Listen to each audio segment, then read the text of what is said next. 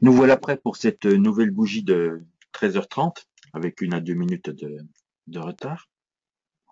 Nous allons commencer avec USD CHF. Donc après ce mouvement de baisse, on a retracé presque la moitié de l'impulsion. On se retrouve avec une musique H4 qui était haussière, qui commence à passer baissière. Qu'est-ce qu'on voit à peu près en 30 minutes? Ben, c'est pareil, on était en musique baissière, là haussière. On n'est pas tout à fait encore baissier donc en 30 minutes. Est-ce qu'on peut jouer quelque chose? On peut toujours jouer quelque chose, hein. Donc là, si on considère que le CHF est peut-être au début de la fin de son cycle haussier sur le 30, on peut tenter de prendre au break si il veut bien marcher. Est-ce que le projecteur marche? Voilà. Au break, avec le stop au-dessus de ce range, hein. Et comme premier objectif, le bas de cette bougie, second objectif, cette bougie-là, hein. Voilà. Paire suivant.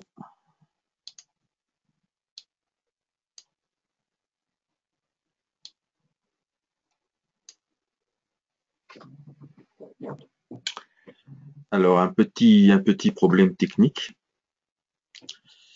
même un énorme problème technique, c'est qu'en fait, je ne vois pas ce que vous voyez. Donc, je vais changer mon fusil d'épaule.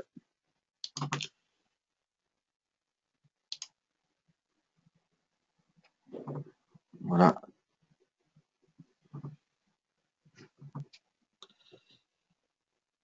Je vais tester une nouvelle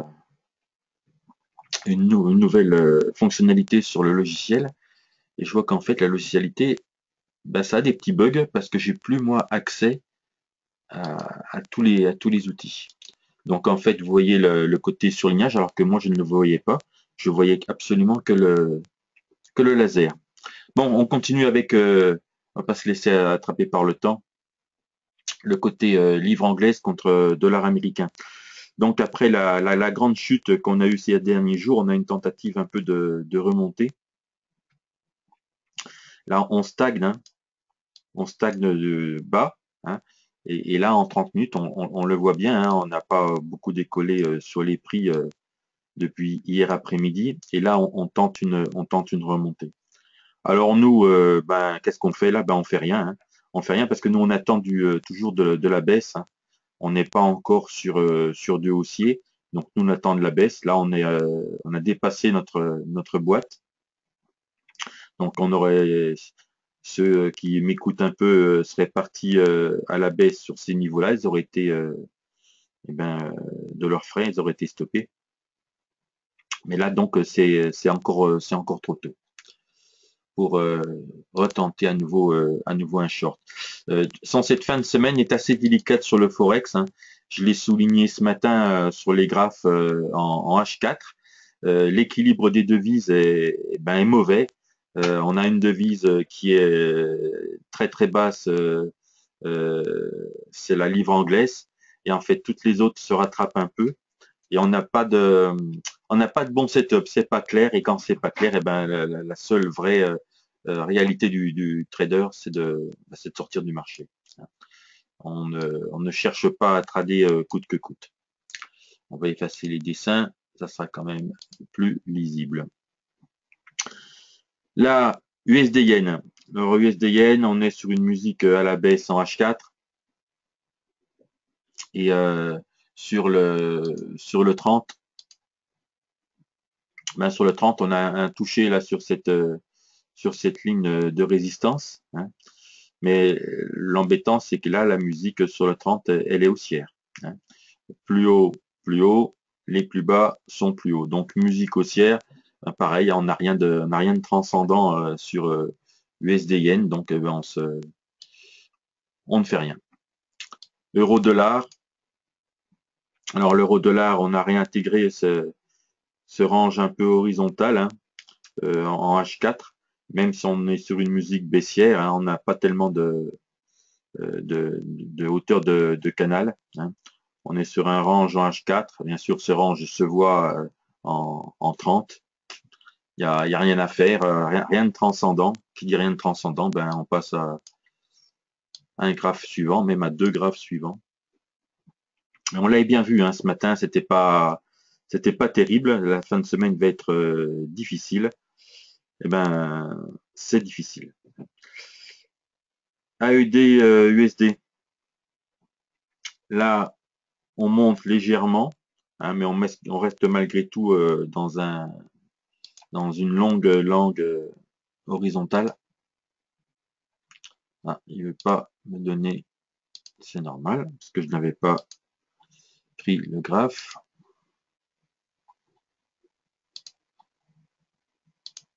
Voilà. Donc on tape, on tape, on tape, et ma foi, pourquoi celle-ci, elle s'est mise. Hop, je l'enlève. Voilà. Mais c'est pas non plus choisir quelque chose de haussier là-dessus, c'est pas mirobolant. Hein.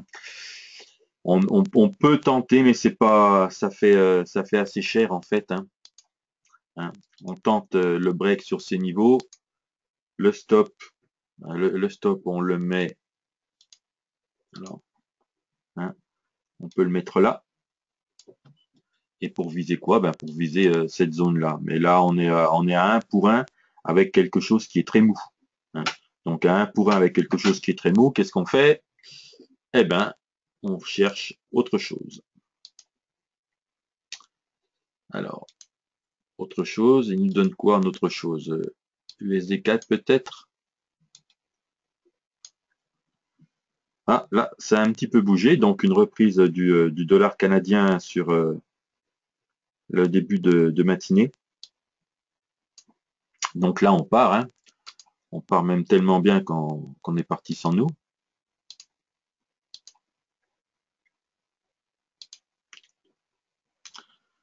On est parti sans nous. L'objectif sur du H4,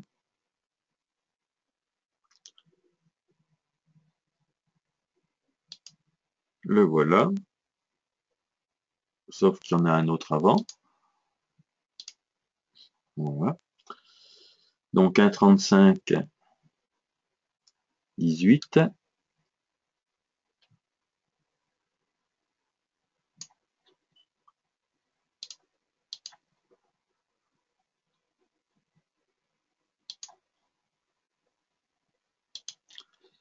Il veut pas.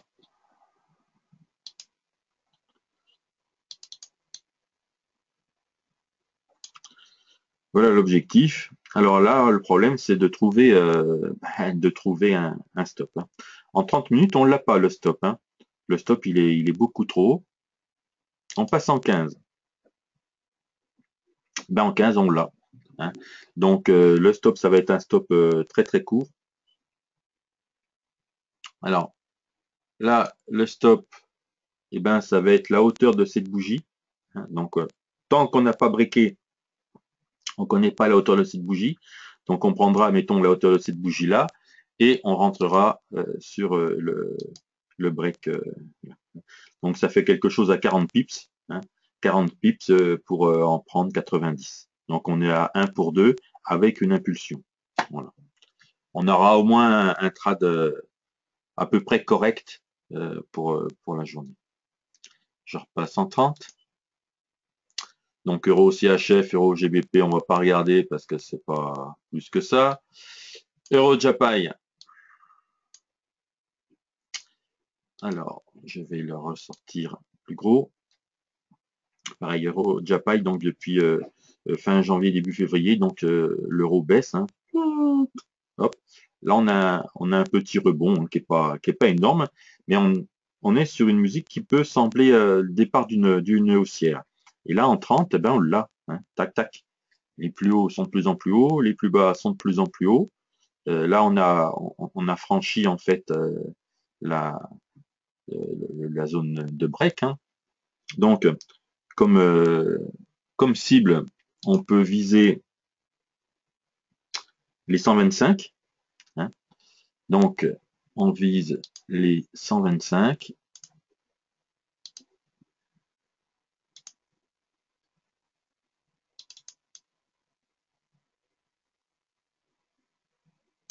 Voilà. Donc, pour viser les 125, ça nous fait 70 hein, de premier objectif.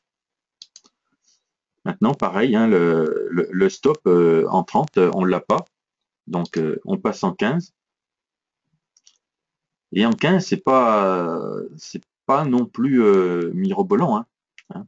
Quand on regarde bien, on a que des plus bas qui sont plus hauts. On n'aurait que cette bougie-là d'indécision. Hein. Donc, cet inside peut nous servir de point d'appui. Et ça nous fait 123,81, ça nous fait 50 points de stop pour 70. C'est pas énorme hein, comme ratio. Hein. C'est pas transcendant. C'est pas transcendant. Ce qui serait bien, ça serait vraiment sympathique, c'est que la bougie noire qui est en train de se former descende en dessous de la bougie précédente. Et là, ça nous offrirait notre stop. Hein. On se baserait en dessous de cette bougie-là, ça permettrait d'avoir un stop plus proche et malgré tout cohérent. D'ailleurs, on est obligé de faire du tricot hein, là. Hein. C'est la journée n'est pas des plus agréables et je pense que demain on sera sur le même style de graphe. Alors là, on sera sans doute un peu comme tout à l'heure avec l'USD-CAD, hein, EuroCAD. Donc pour l'EuroCAD, voilà, on a rompu, on passe en 15, voir si on a quelque chose. Donc on a ce sommet-là, et les 1,50, on va prendre la ligne de support qui a été pétée, et qui est presque redevenue résistance par ce point-là. Donc il y a 1,55, 55 là. Pareil, on va jouer le break, hein, 1,50, 20, pour viser l'objectif.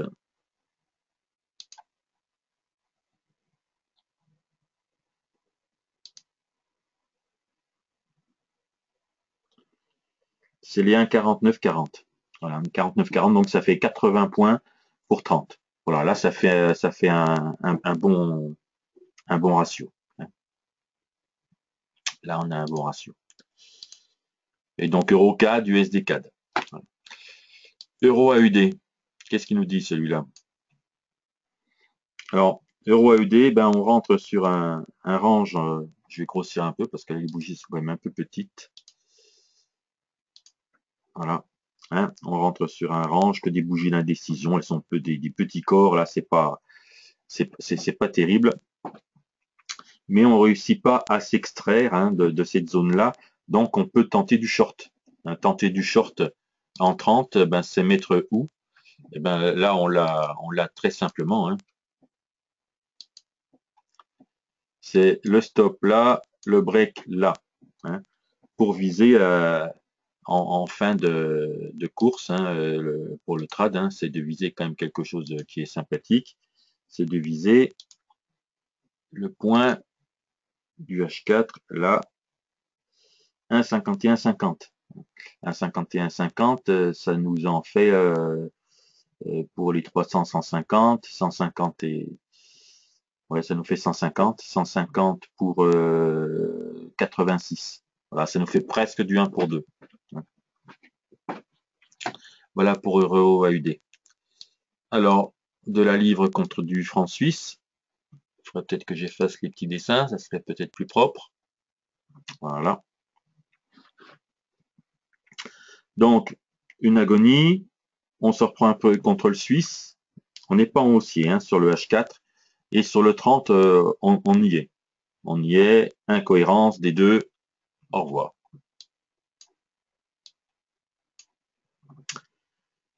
GBP Yen. Alors, GBP Yen, c'est un peu plus joli que GBP Suisse, hein, puisque là, en fait, on a un joli petit dessin, hein. On monte, on descend, ça nous fait un léger plus bas, et là, paf, on remonte, et puis on est passé au-dessus. Hein. Donc là, qu'est-ce qu'on peut faire? Ben, on peut viser plus haut. Sur le H4, on peut viser, voilà, les 159, hein, ça nous fait 240, hein, ce qui est quand même sympa. Mais est-ce que les 240 nous font un stop correct? 155, ça nous fait 140 pour 240. Voilà, on n'est pas encore à 1 pour 2, on a un 5, un 6, voilà. Hein. Mais on peut rentrer dedans. Alors, est-ce qu'on trouve un stop plus sympa en 15? Plus sympa en 15, ben on n'a pas plus que ça. Hein.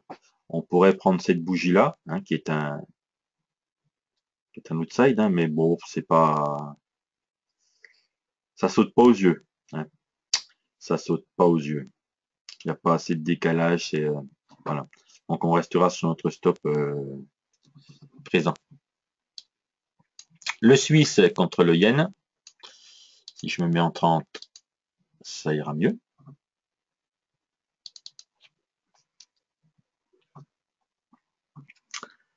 Alors, le Suisse contre le Yen.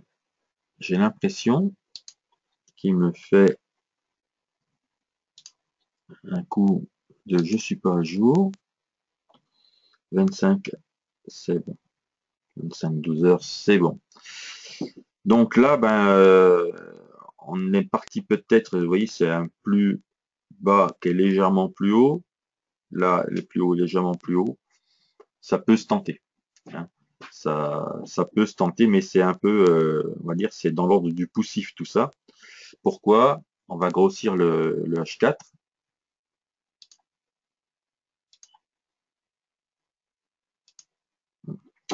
Vous voyez, on avait entre le 19 et le 22 février, on avait une ligne de résistance.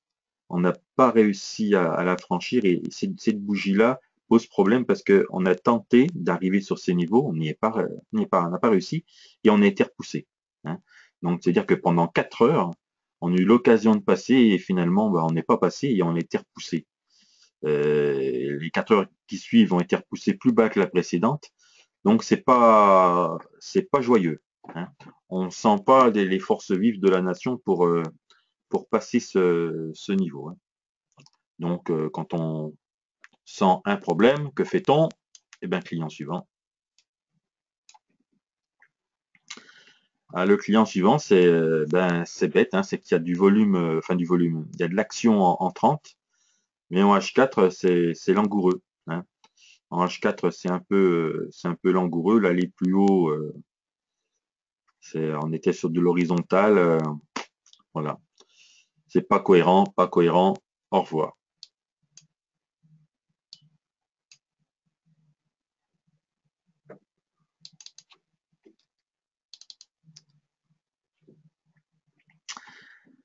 Alors, que peut-on remarquer sur celui-ci? Alors là, on a pareil, hein, c'est du trend horizontal, hein, c'est un peu attendu, hein, en ce moment. On est en attente de quoi? D'une amélioration peut-être, d'un sens réel sur le pétrole. Il y a des tas de choses qui sont en train de bouger en ce moment. Hein, on est dans un range. Même si sur le 30 minutes, on a une tendance baissière. Là, on arrive en bas de ce range. Donc, on peut remonter. Il y a 160. Là, c'est au revoir. Hein. Direct. Hein. Direct. Alors, on va laisser 10 dernières minutes du live. On va essayer de voir un peu autre chose, hein, parce que les devises, ma foi, on voit que c'est pas bien joyeux. Donc, on va regarder pour le plaisir quelque chose qu'on n'a pas l'habitude du tout de regarder. Hein. Là, c'est le palladium, donc c'est en train de rentrer en données. Alors, on va resserrer un peu le graphe pour prendre la mesure du palladium. On va la regarder déjà en weekly. Hein, donc on voit que ben, c'est un prix qui est quand même bien tenu hein, dans un range. Hein, on va cadrer, on va cadrer. On a tenu pendant des années. Puis là, on est en train de lâcher le morceau. Hein. Donc pendant 5 ans, on tient les prix. Hein. Et puis là, ben, on part à la baisse. Hein. Ça officialise peut-être une récession à venir. Donc on va chercher quand même de la baisse. En daily, voilà, on est toujours baissier. En H4, on va affiner. Tac, on va grossir. Tuc, voilà. En H4, on est sur quelque chose de terriblement horizontal. Là, c'est voilà quoi. Hein. Ça fait des gros mouvements dans la journée. Hein. Quand on voit une bougie comme ça, bon, ben, ça fait peur. Hein. Mais après, on s'aperçoit que les prix, quand même, ils sont bien tenus. Hein. Ils sont bien tenus.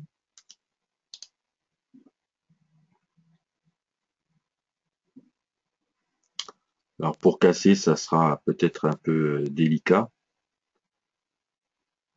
Et pour monter, pareil. Donc le palladium, hein, c'est pas encourageant. Le palladium, c'est à trader, pour faire de l'intraday avec ça, c'est plus du loto qu'autre chose. Le platine, qu'est-ce qu'il nous dit le petit père platine? Le petit père platine, alors, on va enlever celui-là, tac, on va regarder ce que ça a fait sur de l'hebdomadaire.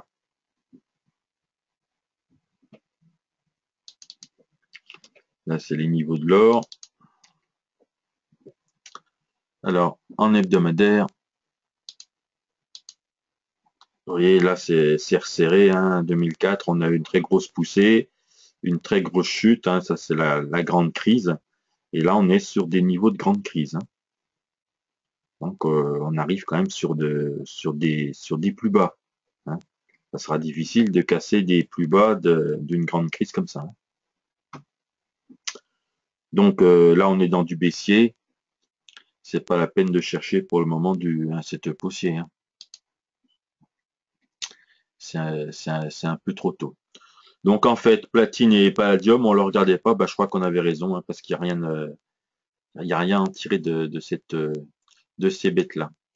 Alors les trades qu'on a fait hier, qui ont été bien rémunérateurs, c'était sur l'or et sur l'argent, parce que beaucoup de trades sur les devises ont été stoppés. Alors, on va regrossir l'or.